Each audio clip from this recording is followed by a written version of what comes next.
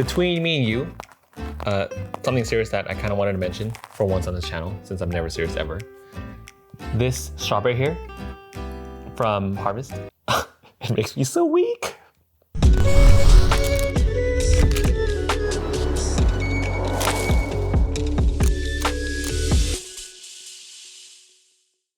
Hello everyone and welcome back. Oh, were you waiting me for to say something? To the wolf pack. Hi everyone, and today we are talking about Harvest. I will keep the joking to a minimum today. No, I won't. However, I am very excited to tell you about Harvest today because Harvest has been my go-to opener for board game night. Basically like the first game that we play on game night, just to set the mood, set the tone for the day. Now we did make the Kickstarter trailer for this game, but this is not a sponsored review as always on this channel. And I also purchased this game also on my own.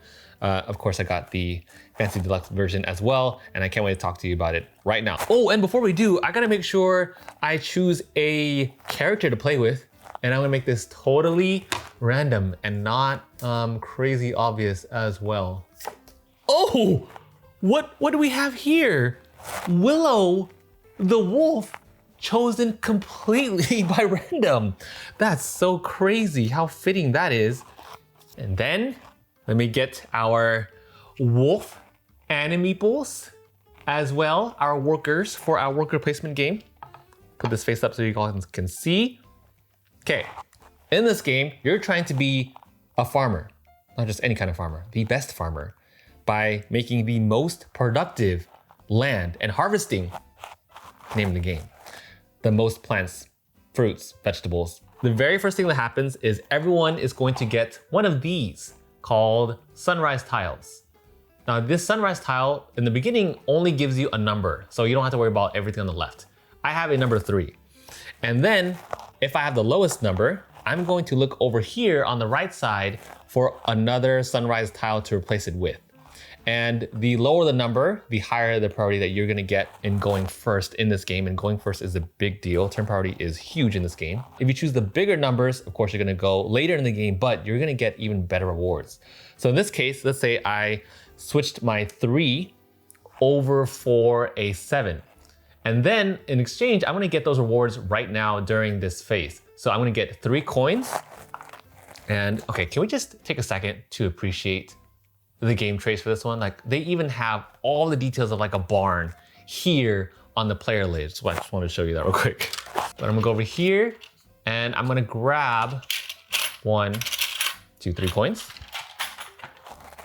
We also start off with 1 coin and 1 wheat to begin with in our pool. And then it also says that I can increase my bucket size.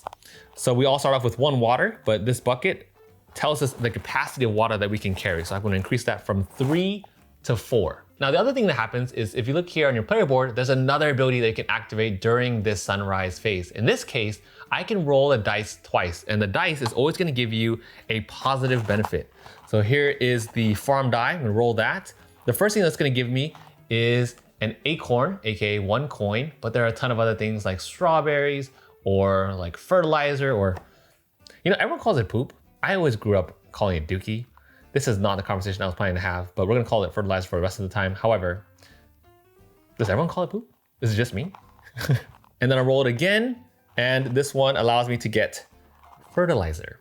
So I'm gonna increase my fertilizer from 1 to 2. And then the last thing that happens during this turn is that everyone that has a sunrise ability on their character can activate it now.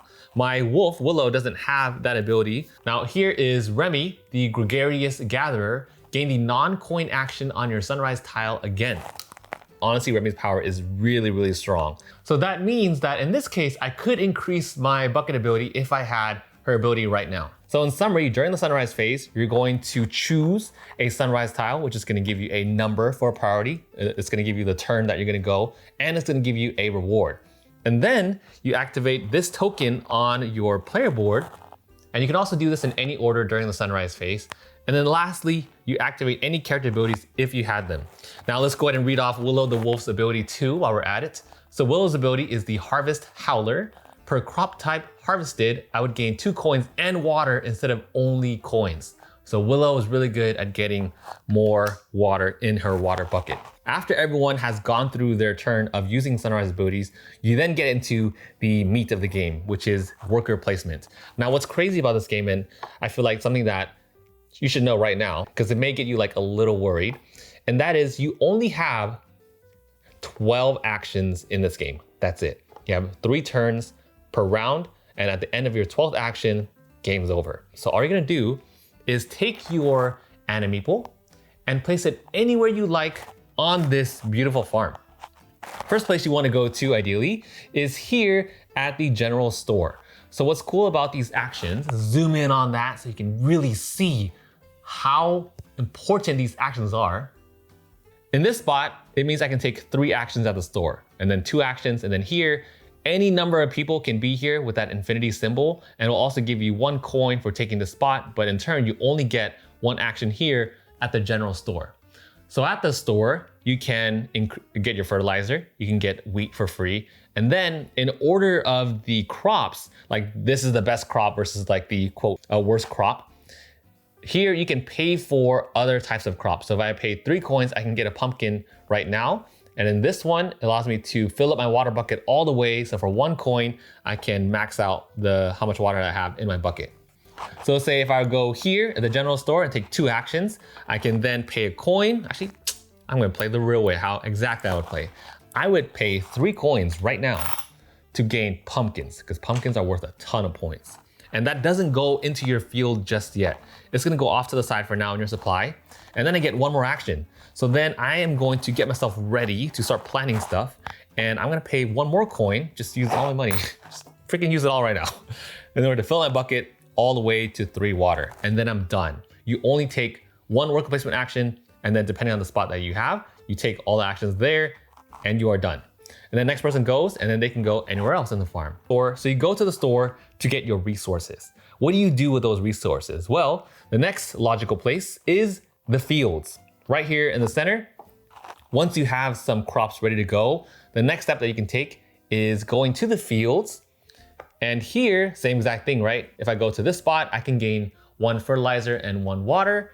Or in this one with the R cent sign, if it's round 1, I pay 1 coin to take this spot, which gives me 3 actions. But then by round 4, I have to pay 4 coins to take this spot. And it makes sense because by the end, everyone's going to fight for the harvesting action, which is this one right here in the fields.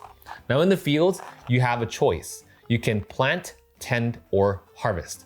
So to get my plants from my player board to my field, I have to take the planting action. Which means for my pumpkin, I have to pay 3 fertilizer to put it in my field. So since I don't have that right now, what I can plant is wheat, which costs absolutely nothing. So I'm gonna do that and take my wheat and put it into any orientation that you want on your player board. And then from there, I think one of the coolest parts about this game, like one of the most satisfying parts about Harvest, is the tending action, because tending multiplies, or more so doubles, the plants that you have in your field. So if you look here, this is how much water you have to spend in order for you to water your plants. If you water pumpkin, then you'll get, a second pumpkin there in your field, which is absolutely huge. Blueberries are a little bit different. You actually have to plant this bush first, and this bush is worth 2 points at the end of the game. You also can't remove it from your player board once it's there. And then once you water it, once you tend it, you can actually place a fruit there on your blueberry bush, which is the most satisfying thing ever. Once you have 1 strawberry in your field, if you tend it, you double it. So you get, or actually triple it if you are counting this way, because if I have 1 strawberry, I can then have 2 more planted adjacent to that. How you score points in this game is harvesting. So once you've bought plants at the general store, and then you've planted them here, and you've tended them if you wanted to, you can then harvest your plants. So harvesting will score you points depending on the type of plant that you get, and you also get 1 coin per crop type. So ideally, it is good for you to harvest several of different types of crops. So in this case, the pumpkin would score me 6 points. And you go all the way down, wheat would only score me 1 point and 1 fertilizer. That's why pumpkins are a huge deal, because they are 6 times the value of wheat. And what I also love about this game is that it's not so linear in that, everything is just 1 solid point, but the strawberries too, you double up your strawberries, but you get 1 point per strawberry. The blueberries, you have to plant a bush first, but then once you tend it, you'll get fruits on there, And when you harvest the fruits for the blueberry, you only harvest the top part and you get 4 points, but keep your bush. So I love that each of these plants all have their own unique little thing about them. Like they're either free, or you plant first and then you have to harvest the fruit second, or one is just worth a ton of points and one is just worth a ton of value when you tend it. Like that variation, absolutely fun. All right, we went to our store. We went to the fields. What else can you do in this game? Well, you notice here that eventually I'm gonna run out of space. So to clear out the forest from your player board, what you can do is go to the workshop. Now here in the workshop, if I take my wolf and go over here, same idea, right? If I go to the one spot, I'm gonna gain 2 coins, but take only 1 action. However, this is different. If I go to this particular spot, it means that I have to take 2 different actions here at the workshop. And at the workshop, this is where you can increase the capacity for your water bucket. You can also roll the die and clear land here for 2 cents. And then lastly, you can build according to this chart. So if I wanted to build the sawmill, I'd have to pay 3 coins. If I wanted to build the smithy, I'm gonna have to pay 2 coins, and these will go down at the end of the round to make them cheaper every round as well. So in this case, if I were to clear land, I pay 2 coins, and then I can take off one of these tiles. And then this allows me to clear my land and also flips over a brand new building. In this case, it is the fairgrounds. Now these buildings will score you points at the end of the game. Everything shown in blue will score you points. And then they also give you some conditions that are all unique. And then the sawmill will give you an instant action. This one says you can clear land and take a harvest action. So you can see how with the instant action and the end of game abilities are a big deal in variety in how you change up the landscape in your farm. So all those 3 are like, I would say, your essential areas. And then you have your alternate areas, which are the trading post and the farmer's market. Trading post allows you to trade, literally, your resources for other actions. Like you can spend 2 fertilizer in order for you to take a harvest action or build or upgrade your crop type and gain a coin. And then the farmer's market is where the biggest variety comes in for your actions. Sometimes you get really, really strong actions here. Like this one, for instance, for 3 cents, if you were to go to this particular spot, you get to fill your bucket, you get 2 fertilizer, and you get to take a harvest action for all that. Like that's a huge deal. Or you can even go here, and for only 1 cent, you get a pumpkin. So people will fight for these spots often, and they also switch up too. So even though you have all these static locations here, I love how much the farmer's market really spices things up. Now from there, at the end of each round, the tractor is going to move forward. This is going to change here in the farmer's market, along with this one.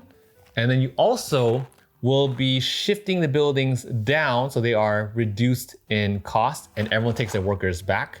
And then you just keep going until it's the end of the very last round, the 4th round. And then everyone's gonna be, scoring a bunch of different points from harvesting and stuff at the very end. And the end game scoring, how that works is there's a couple of things. First off, you get points for each unharvested crop in your field. So over here, if you haven't harvested them yet, I think you get 1 point per crop. You also get 2 points per blueberry bush that you have.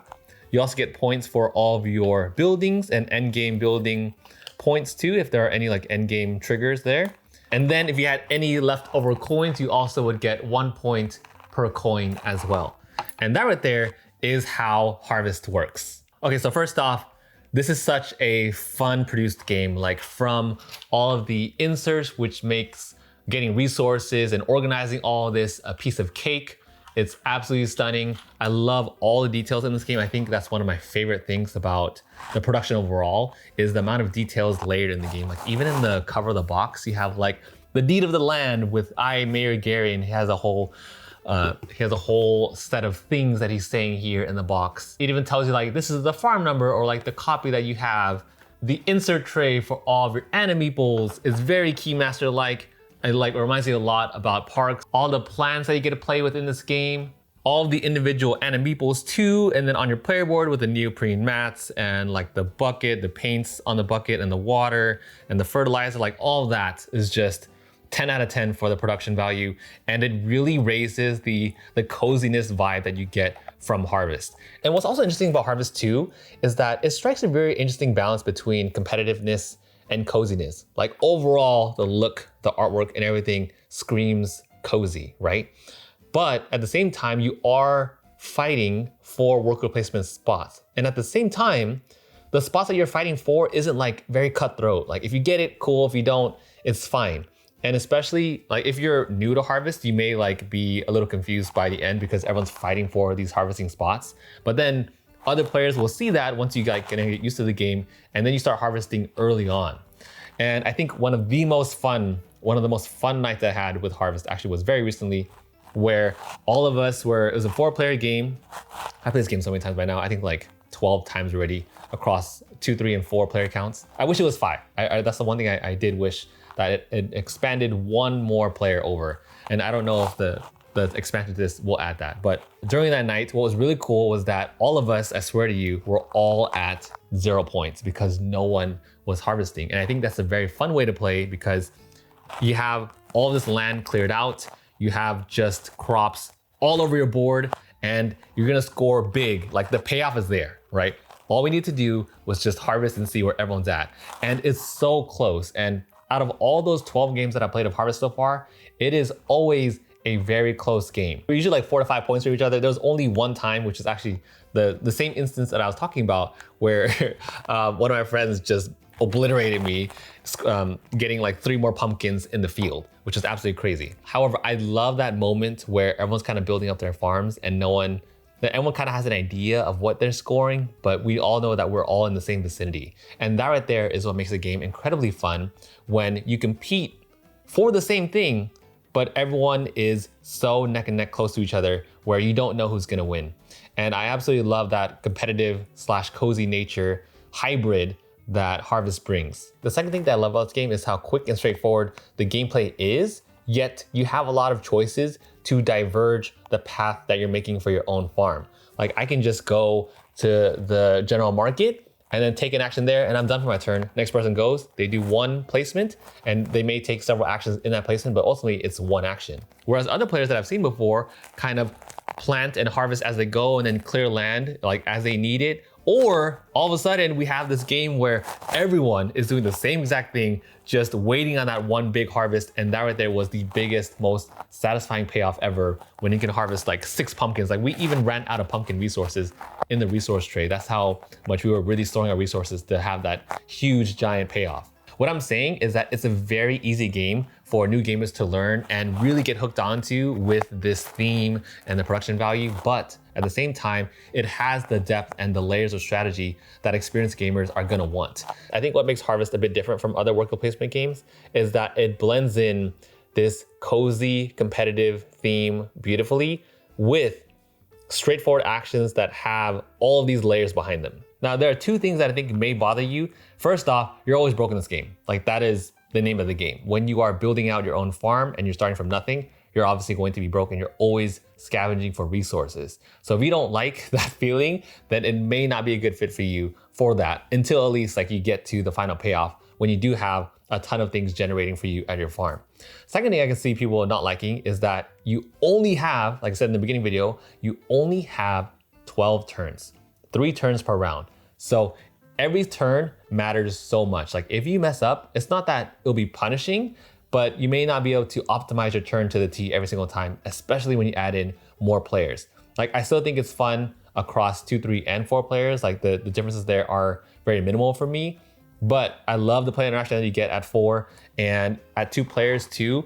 Gary, this cow right here, is going to block. He is the mayor in Feral Fields. Well, Gary is going to block certain action spots, which makes things a little bit more interesting for 2 player, but I don't think you necessarily need that AI. It's just that when you have 2 players, it's good to at least have that spot that's kind of blocked off and have that 3rd player pseudo interaction. Now, one thing I don't like that has nothing to do with the gameplay at all is that I wished that the playmats box could fit into the deluxe box over here, because it's a little bit annoying to carry 2 boxes around. And on top of that, when the expansion comes in, which I did back on my own, like I love this game so much that I did back the expansion too. But with the expansion, like you're telling me you're gonna have 3 boxes for this level of gameplay. So I really wish that there was at least like the height here in the deluxe box was raised so you can at least fit in the playmats. So you don't have to carry around, 2 boxes and then soon like 3 or 4, who knows. But either way, I mean, the playmat box is really nice. It has these slits for you that's really easy to organize in the mats themselves, right? One for the game board, one for all the different colors. Like that's beautiful and all. I just wish that this was condensed into one. But other than that, I have zero complaints about the gameplay. It has really been spectacular across the board. I love, probably one of my favorite parts about this game is that I love the asymmetric powers here. You have a ton of different characters to play with. And if it's like the very first time that you're playing, you can even play with no powers at all. But I think it's like light enough of a game for you to just introduce all those powers. They also feel pretty good overall. Like some are one-time uses, some are throughout the game, some are really strong. Some of them feel so thematic, like the Beaver at being an architect and never have to pay building costs. You have Leland, one of my favorite characters, raises your bucket capacity by 3 immediately. But yeah, overall, I absolutely love Harvest. It has definitely hit my table way more than I was thinking it was going to, and it's definitely become like a go-to opener for game night for sure, and is an absolute staple in my collection.